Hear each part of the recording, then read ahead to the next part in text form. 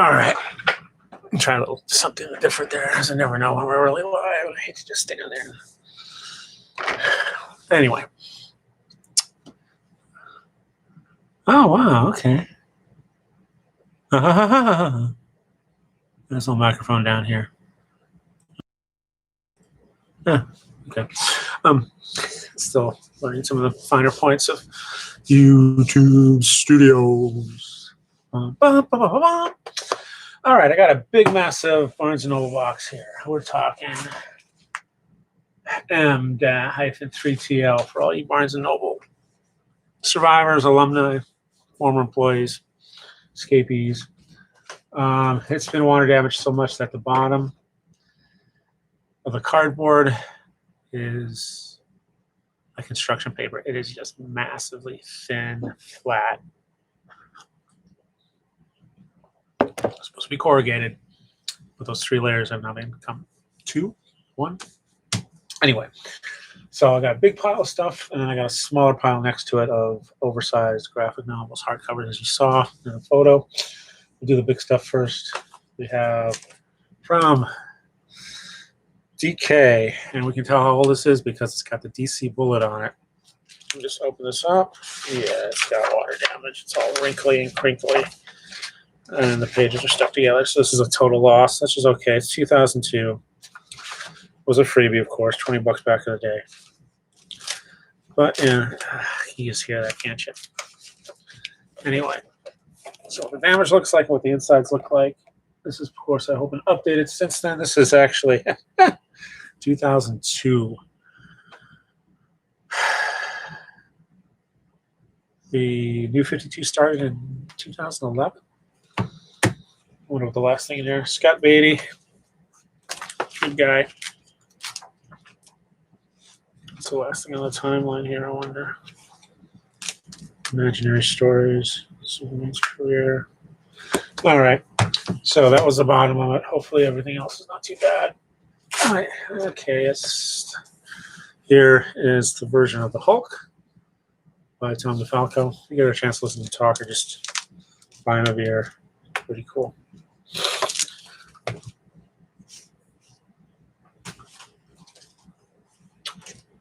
Justice League of America.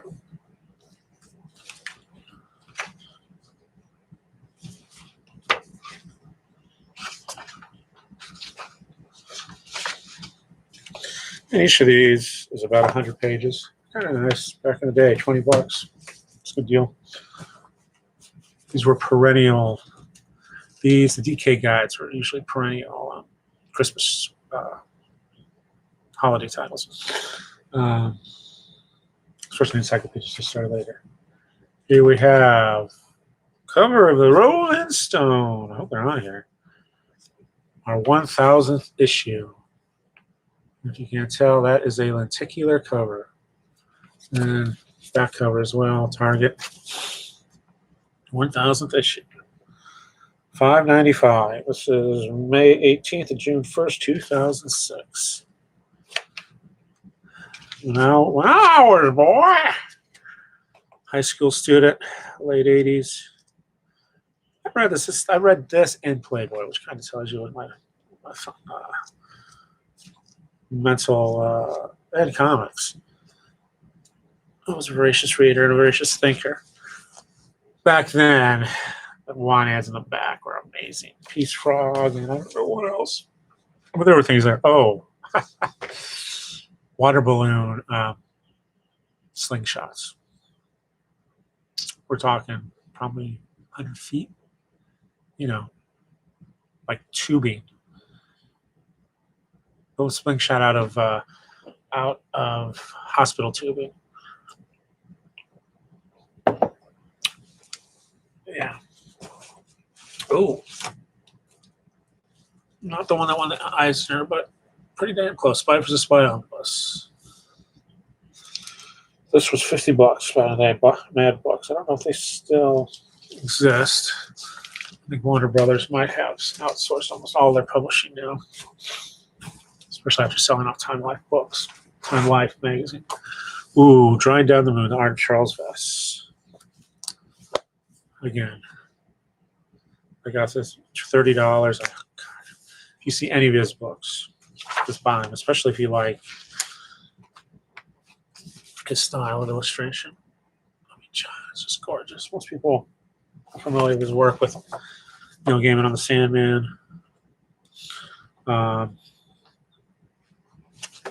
But just a master.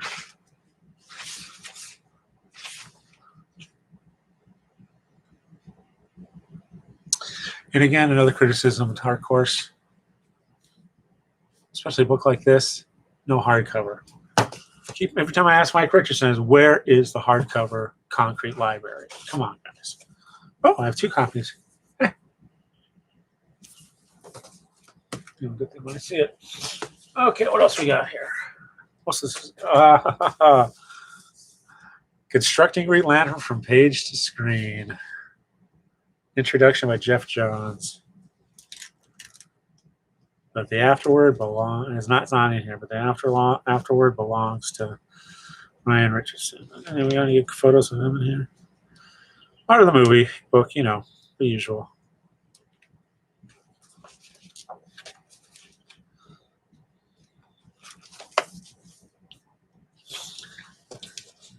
Wonder if he'd autograph it. And also face down. Comic-Con Episode 4, Fans Hope. Morgan Spurlock. There is a documentary that goes with this. Has profiles in between as well as other things. You got Darren and Kindersley, $25 back in the day.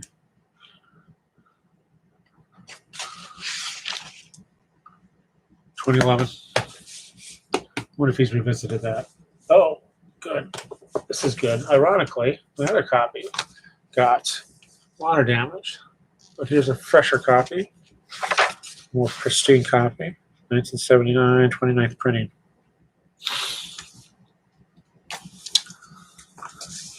I mentioned that earlier in another one about the period of Jumanji and before the Polar Express.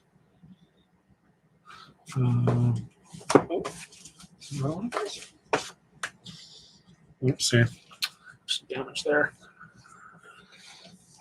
The Z Was That by Chris Van Allsburg. Alphabet book. Aside from that, let's see what the. Yeah. This jacket took much of that back. Good. Even the cloth underneath isn't. Okay, you always go to Q because how do you do that?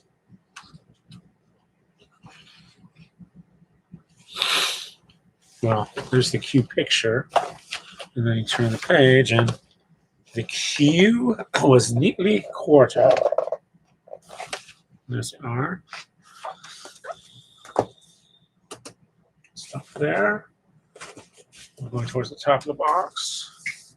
Probudity, Chris Van Allsburg. Again, master of illustration. So I grabbed his kid's book whenever I found it. This was 2006.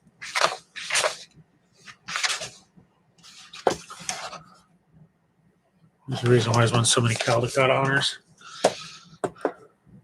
Oh, we keep going. Zathura. I think it was made into a movie. Yep, Major Motion Picture. Which is a sequel? Yes. On the last page of a Caldecott medal-winning book, Jumanji, young Danny Budwing is seen running home with a game tucked under his arm, now after 20 years. Chris Van Allsburg is ready to reveal what happens when Danny and his brother roll the dice. This time, the name of the game is Zathura, and Walter and Danny Budwing are in the ride of their lives. Only mind to have Chris Van Allsburg create such a fantastic world with shifts in time and space and perspective take the reader on an extraordinary journey. For example, God, just black and white detail on that stippling. I don't know how I did that. I do not know how I did that.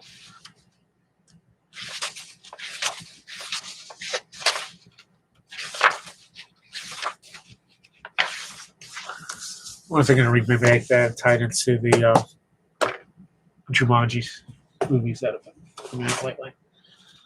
The Wreck of the Zephyr.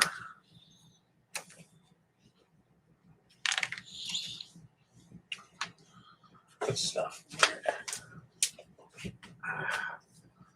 Stranger. He's got these wonderfully science fantasy stories, I guess you could say.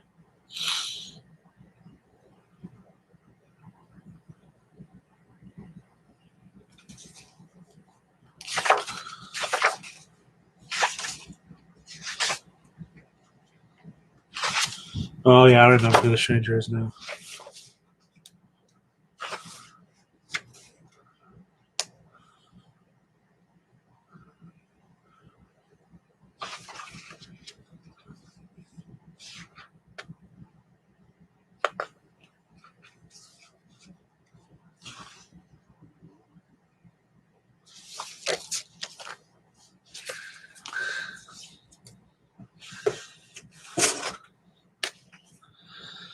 Ben's Dreams, 20-year picture by Chris Van Allsburg. God.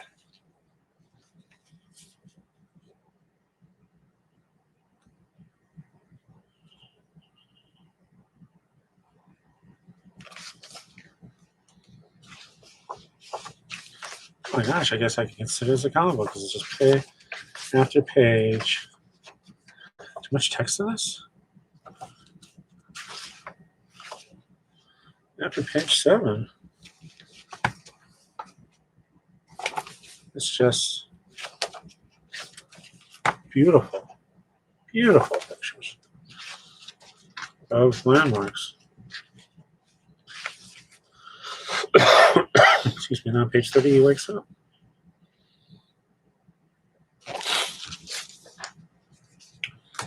Truly one of the greats. Oh, and again, another textbook, Creepy, collecting Creepy 21 to 25, Volume 5.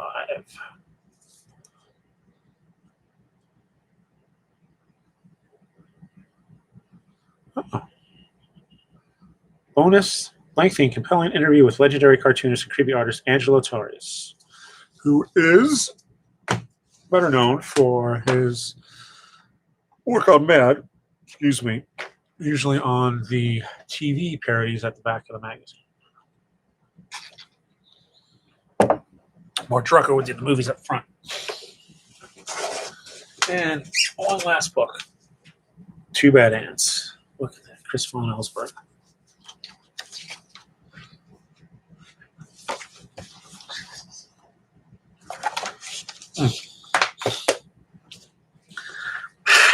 Excuse me. Okay, now the other half side, which is the smaller books, but mostly hardcovers. Thankfully, this was shrink wrapped, so I don't think there's any damage to it. Ozma of Oz. Don't spoil anything, folks. If you haven't read these, first of all, if you haven't read Wizard of Oz, especially while you're waiting for Harry Potter to come out, go and read it. Good stuff. Good American fantasy. The movie, I like the movie as a movie, but as an adaptation of Wizard of Oz, it stinks on ice. And it poisoned the well for any future adaptations, as we saw with Return to Oz.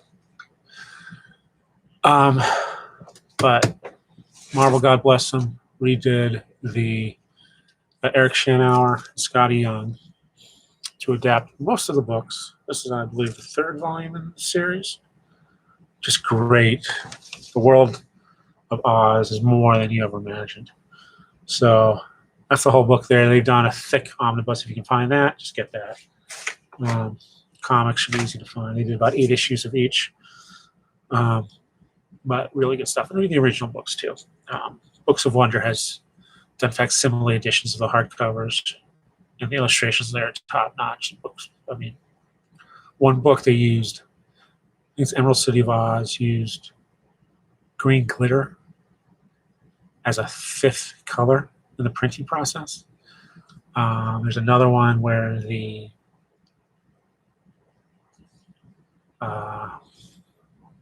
book signatures change color. So when you look at the foredge of the book, it's a rainbow. Anyway, just amazing. Mice Templar.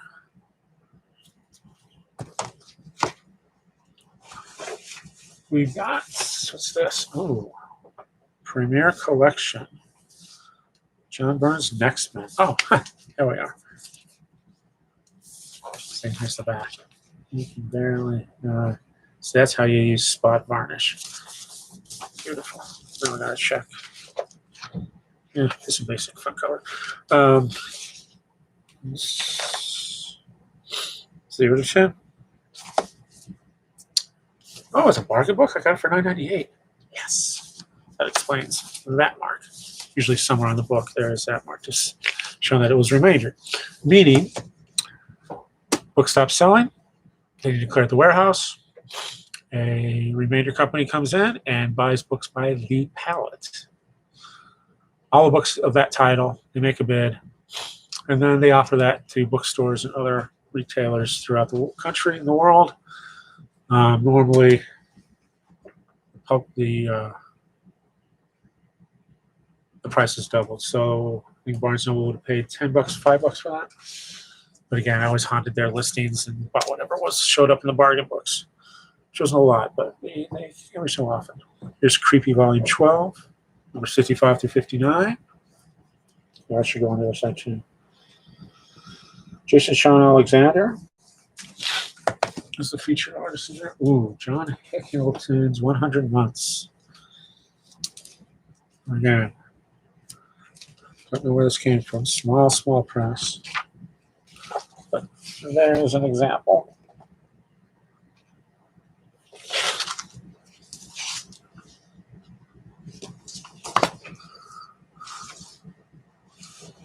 Another creepy. Yeah, Creepy 51 to 54, Volume 11.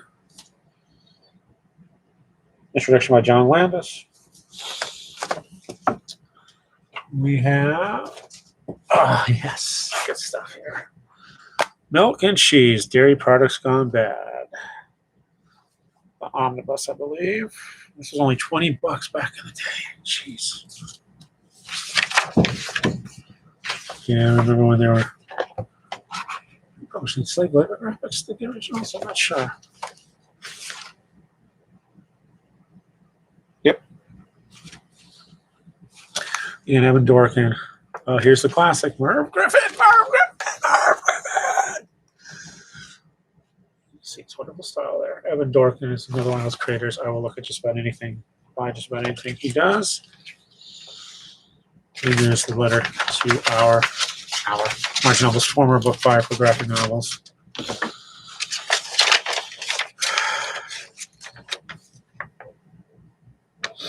Basically, yeah, just letting them know, here, it's forthcoming books. Stuff like that.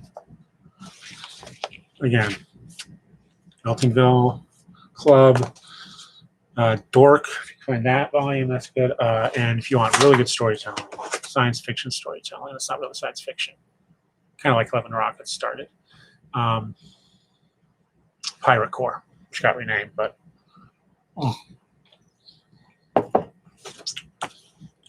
here we have Pharaoh, Victor Kovachev. An image. Nice work. Hard-boiled. Frank Miller, Jeff Darrow.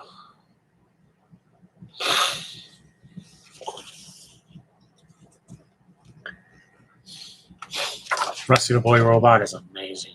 Oh, God, just look at the